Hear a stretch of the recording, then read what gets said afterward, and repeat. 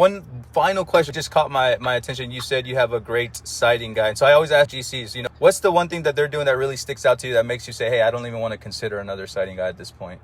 He saved me on another project. He was all on time, and he was just a problem solver and just an awesome dude.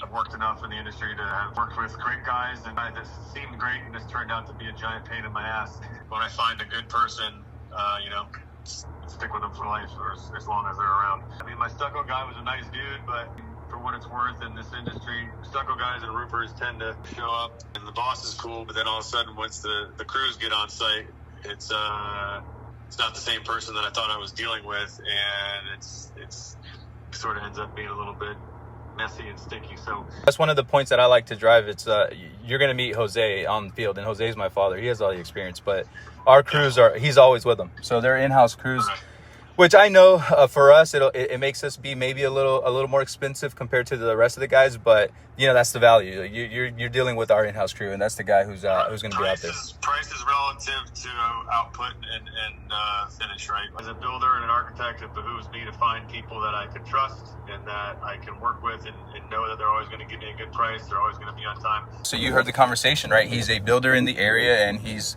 looking for a stucco guy. That's exactly what you want to do, right? You want to find out, okay, he has an opportunity, and then I just keep having the conversation. I keep asking him, like, what does the best sighting guide do? Because he mentioned, I have a sighting guy, I'm not looking for a new one.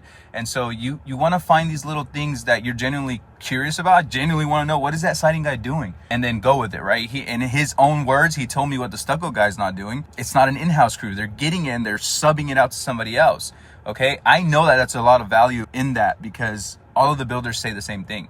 And so again, the idea here is keep the conversation going until they give you all of the reason that they reply to you. The reason he replied to me is because he has nobody that's doing stucco. He needs a stucco number by next Friday, so in a week, so that he can submit it to have the best shot at winning not one job, but 3. And like he said at the end of the call, if you perform, he's building relationships, much like we are. We're looking for the quality GCs. And so, yeah, I'm pumped for this. I'm glad. That's an excellent opportunity. That's exactly what happens when you market. You never know who's actually looking at that time. I guarantee you when I look at his record, it has been at least minimum 6 months since I first reached out to him. But now is when he needs me, right? And we're there, staying top of mind and present. So